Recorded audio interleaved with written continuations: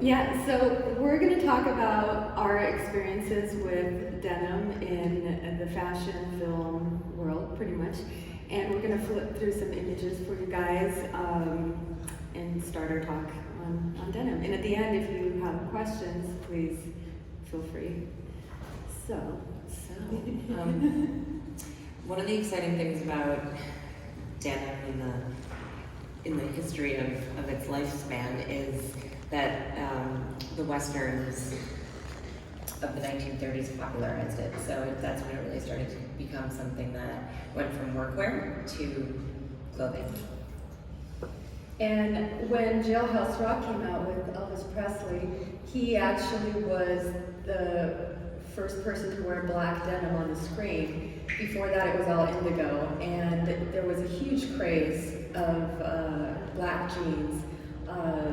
At this point, too, denim was looked at as a rebellious sort of fabric, a rebellious sort of look, to a point where even schools prohibited denim from being worn because they thought that kids would become delinquents like the stars that they watched.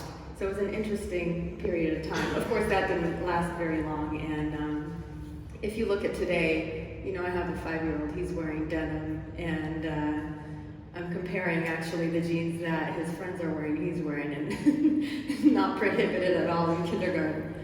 But, so the next one. So this movie is actually a personal favorite of mine. It's something that I worked on. It was called Loving, and it was the story of Richard and Mildred Loving. They were the first people to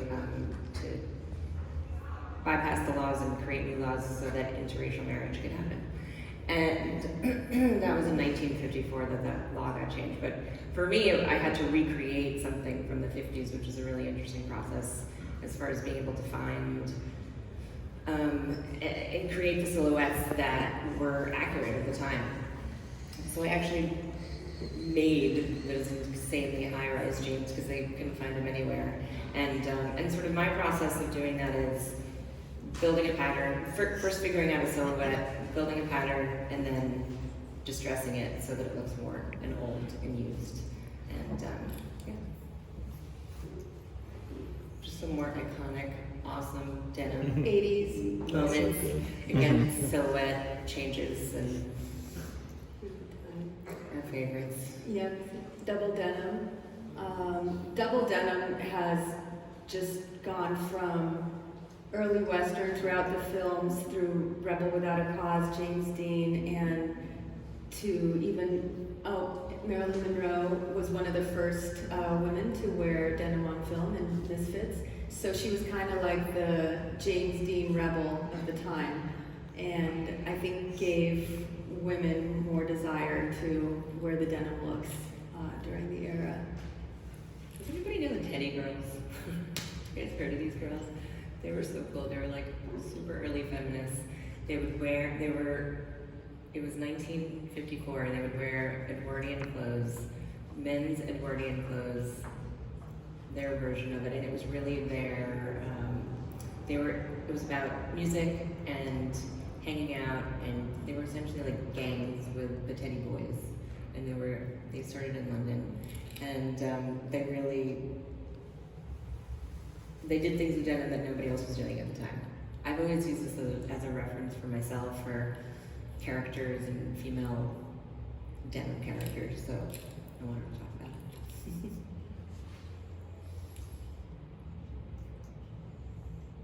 Calvin Klein, Kate Moss, when denim hit the high fashion, Kate Moss was all over the screens everywhere in this iconic look. And we wonder what made jeans so popular, and it's really the iconic figures in denim and in film and fashion that we look at. We romanticize and idealize these heroes of ours, and they make us want to wear these looks.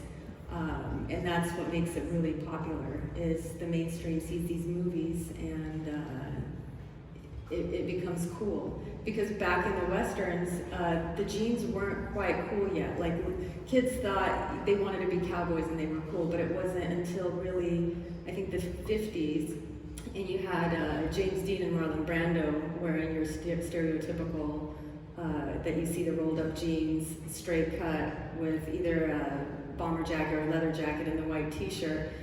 You know, that caused a whole culture of people to, I think they call it greasers, and wear the white t-shirts and, you know, sort of be anti-society in the denim. Butch Cassidy from Nancy Inn. Ryan Gosling Drive. There's actually, I did double denim on this one, but didn't show it in the photograph, but. You should tell the story about. Yeah. Erin's got a funny story about Ryan and a pair of denim. So it's our first day of shooting, and you know, good morning and set. I hear someone say, "Erin, Ryan's calling you." So I step out of my trailer and I go over there, and he's like, "Erin, the jeans don't fit." I'm like, "What are you talking about?" And he's standing there, and he literally can't pull them up over his knees, basically. So we had distressed them, like I was talking about. We had distressed them the night before in order to have a better look to them. And when you wash denim, Obviously, we all and shrink them, they went they went like 3 sizes down. So I'm like, okay, just give me the denim. We must have given you the wrong pair. So we like take them. We jump onto my trailer, and I have every single one of my girls put them on and do squats in them for like a good 20 minutes. And believe it or not, they grew 3 inches. It was great. But yeah.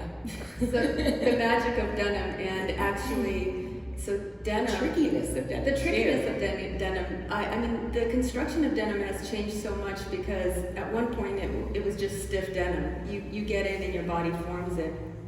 And throughout the years, I think around the 80s or so, stretch started being introduced into denim, and which gave a lot more versatility to who can wear them, where you can wear them. You can wear them, you know, more comfortably to work. And I think you have a slide here. I did a really cool shoot with People Style, where they brought in dancers of all sorts, ballet dancers and whatnot, to test drive denim.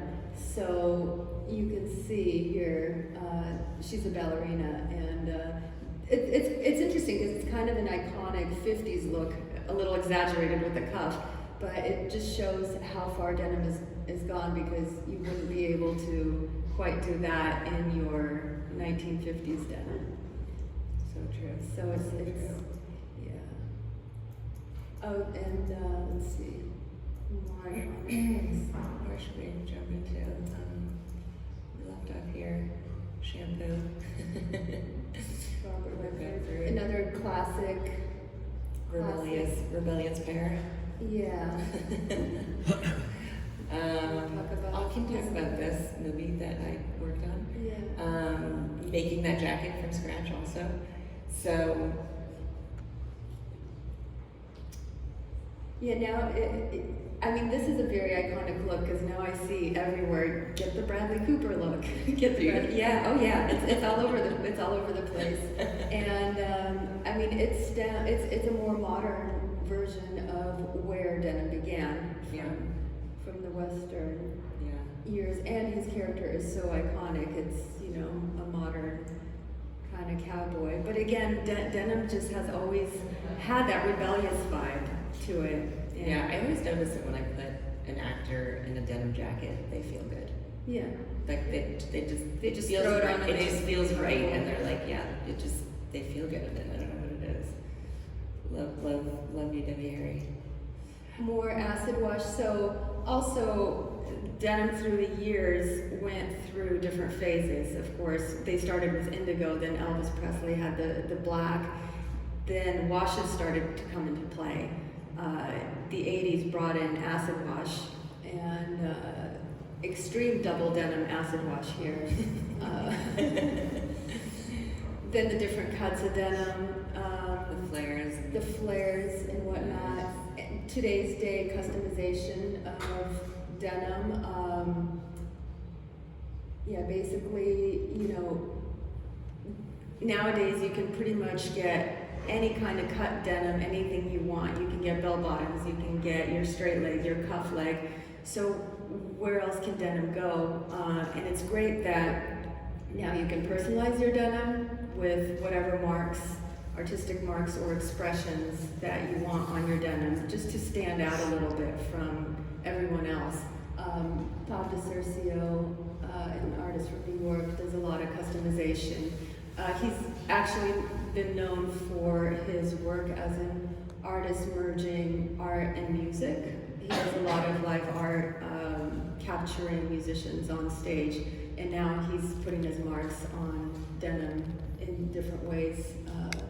So that's apart from, I think it maybe where it's going. now when you're saying that, now I'm thinking about the about how, you know, punk culture and how sorry, I'll go back to the Ramones. I'm trying to find it. Just how groups of people have always used denim as a way to identify themselves. The way they wear it, the way they customize it, whether it's from, you know, that's how when I'm creating a character, it's about how that character is wearing their own clothes and wearing their own denim. So whether that means, you know, putting a lot of buttons on it, or whether it means it's the way it's ripping, or the way that it's molded to their body, but that's sort of, it makes, I think that's sort of the beauty of denim and how it makes it, how you make it your own. And everybody can do that. It becomes a platform to send a message, whatever your message is. Another recent project I worked on was her. This is her performing at the VMAs, and she's singing a song called Anti. It's basically a song talking about how all the ills that society puts on us and rebelling against those ills. And even in modern day, you see the denim still being used as a platform. The whole look to express that message. So here it's not your typical blue jean, but it's a work denim pant, distressed and cuffed. And Did you make this? I tailored this look. It was styled by Rory Weiss. And this is the latest style magazine for Out. It's Dan Levy from Schitt's Creek, if you guys watch the comedy. Another, you know, double denim and high fashion. And this is, again, streetwear. And, I just didn't want to have this meeting, this talk, live without this image on our brains. Talking about the most iconic look, I think. Who can forget when Britney's I think this was for this. Yeah, and Britney, and I think they were going to the 2001 awards of some sort. Was it? But yeah, just awesome. Just awesome. The Outsiders. If you guys watch this movie, but you've got the whole cast of everybody possible. I mean, you got Rob Lowe, young Matt Dillon, Patrick Swayze. Is that young Tom Cruise? I mean, it's a full, and this movie's interesting because it shows two groups of characters. You know, the greasers that wear the denim, they're sort of the rebels and the poor boys and whatnot, and then you've got the rich kids that they show in the film, very nicely dressed. And once again, it shows kind of this denim really playing a rebellious role and, you know, identifying these two different groups. And who could forget the oversized baggy jeans of the 90s? I wore them. Yeah, I'll admit it. TLC. TLC. That's it. That's our fingers. Yeah. So, Do you guys have questions for us? Anything that you'd like to ask us about fitting denim or making denim or creating characters with denim or anything like that? Don't be shy. Do you have a question? No. you have a question. Oh, good. Okay. I'd love to know more about your research process. Sure. So I think you obviously cover a lot of eras, a lot of different worlds. Yes. And you have a lot to research. Like, do you go and speak to different people from the era? Is it more about images and film? For me, it starts with image research for sure. You know, whether it be going to the Western Costume Research Library, or whether it be just, you know, internet or books or whatever it may be. And, you know, if it's about a historical, if it's a period picture, it's really just about understanding where our story fits and our characters fit in that history, and trying to find, like, location-wise and socioeconomic classes, and where do we fit in exactly in that history so I can understand it best. But if it's a modern day film, it's really it's so much about finding that character and figuring out who that character is. So it's not it doesn't just happen on my end. It's really a joint process between myself and the director and the actor, and it's really a conversation about the psychology of that character, and that's where it starts. Yeah. Can you tell us a little more? Okay, hi. Can you tell us a little more about both of your backgrounds? Like, I could tell that you both do like custom tailoring for movies and music and stuff like that, but I would like to know how you came about to that point. Sure. So my background is, I've been around film for 20 years or so. I started in the art department and sort of got my bearings straight of what's going on on set in the film industry. I started in art department because a friend of mine was an art director, so it was an easy in, but I really wanted to do wardrobe. So stopped that for a while because I wasn't sure fashion film, finished fashion school, had my own fashion line. Then kind of wanted to give film a try, so jumped into costume design, which was super fun. Did that for a little while and transitioned into tailoring, both for film and celebrity tailoring and whatnot, but still doing a little bit of film. So really, like, my background is jumping all over the place between fashion, film, and tailoring. So I've got an overall good idea of all of that. To answer your question, I started out in film a long time ago. I'm not going to tell you the years. and I've been doing it pretty consistently ever since. I do not sew. I do not pattern make myself. I have teams of people. So, you know, I will draw the silhouette that I want, and then I will talk with my tailor, and we'll figure out how to create that silhouette. And I work with aiders and dyers, and I work with, they distress things, make them look old, give them blood, whatever they need. And I find that actually working with tailors and pattern makers is what makes the costume either go from good to great. So when someone really understands how to cut a pattern and how to make it fit the body the way that you envision it and the way that is the best way, that's for me, that's like the special sauce and the magic of, you know, making it work. And for me, it's great that I'm really fortunate that I've been able to jump around in so many different positions, because as a tailor, as being a costume designer, when I work as a tailor for a costume designer, I understand that role and I understand how to help out, and it's the same way vice versa, you know, when it's flipped. So I really enjoy all aspects of the industry. Anyone else?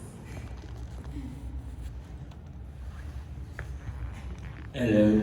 Oh, hi. I was wondering, do you know where the term Canadian tuxedo came about? Is this a very complicated question? Yeah, you know when when it you started. like, why is it called a Canadian tuxedo? Such a good question. I don't Yeah, even know what do you it wanna? is. A Canadian tuxedo, for anyone that doesn't know, is when you wear a full denim outfit from head to toe. Yeah, so a Canadian tuxedo is a full denim outfit, and I believe the beginnings of it is when Bing Crosby tried to get into a hotel. He tried to check in either a hotel or a restaurant, and he was wearing just full denim, you know, to try to get in, and they wouldn't let him in. And Levi's heard about this and made a customized full denim tuxedo, which then became super popular. That's amazing. That's amazing. Thank you. You're welcome. Thank you. I don't think I have that either. So that's where, and I believe where this whole place took place was Canada, and that's why it was referred to as a Canadian tuxedo. Yes. Oh, yes. Hi. My question is either professionally or personally a denim fail you've experienced. Good question. A denim fail. Fail. What we think might be a denim fail in the industry, like a look that should not come back. For example, yeah. For example, okay, so my personal thing that I think should not come back are the tutu super low jeans. If you guys remember, where basically the girls would have bum cleavage, and not quite the most attractive thing on the planet. So I'd say that might be a denim fail, although it was super trendy. And That was a horrible time. it was a horrible time. That's right. What do you? I'm interpreting your question like a denim fail for myself in my job, which is that's not just. I think the hardest thing about denim is making it look broken in and worn. And so we start with these new pieces all the time. And for me, when I see clothing on screen that's new looking and doesn't look like it's been lived in, it looks like somebody bought it and they wore it, and it doesn't look like it's coming from the character's closet with a history. I think that's a fail, and so when I've done that myself, if I've ever done that myself, I notice it and I don't like it. Thanks. Hi, that brings me to a second question. Did breaking in clothes change to the camera technology for you? Like breaking it in with old cameras, like on film, that wasn't so precise. So With how did digital, that more change? detailed, like- Yeah. So that was the second question. The first question was actually when you did the Bradley Cooper outfit. I imagined it as a Carhartt thing. It felt like that.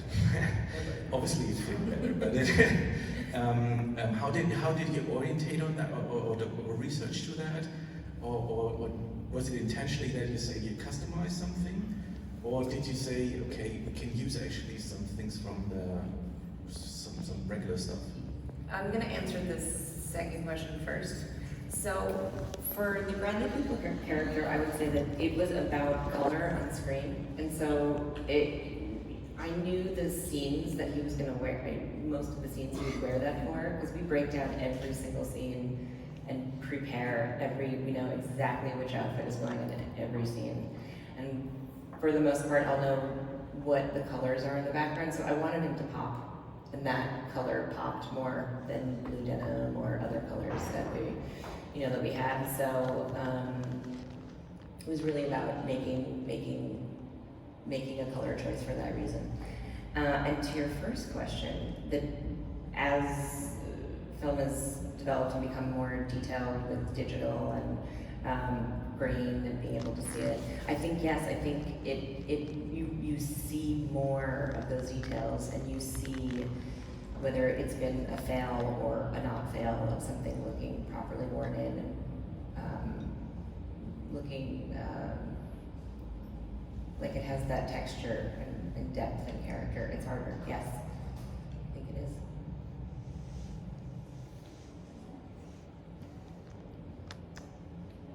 I have another question. I need some water too.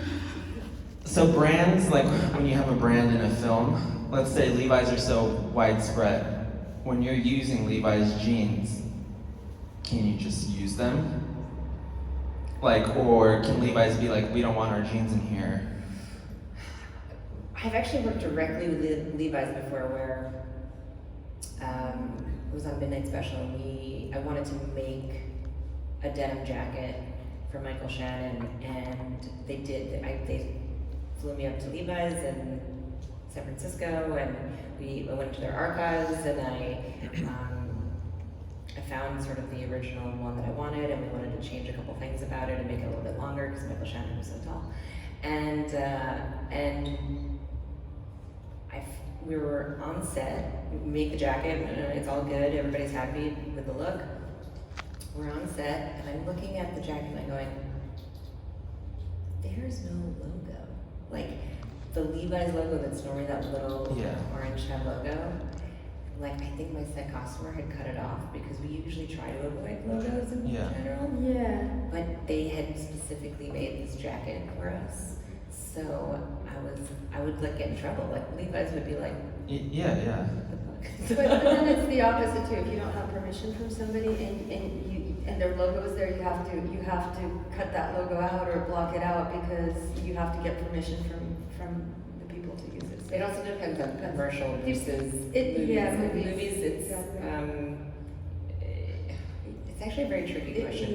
Yeah. Sometimes if you are using a logo, you need to reach out to the company and say, hey, can we use it? And sometimes I do say, what kind of scene? Like, is someone killing someone? Are there bad things happening? And they don't want to be associated. So or it's like free promotion, like maybe for a smaller brand. Or like, oh, great, yeah. Because Outsiders has like Lee and Levi's and like probably Wrangler. Yeah. So it's like, did everyone give permission or get paid for it, or did they have to pay for it, or so forth? Question. And also, it's changed even from the beginning. When I started doing film, they were way less strict about this stuff, and now, you know, especially with studios, you have to clear every tiny thread. Thank you. Big question. I won't have a third. You have a third? No, not yet. Tim might. Okay, so thank you so much, ladies. Put your hands together.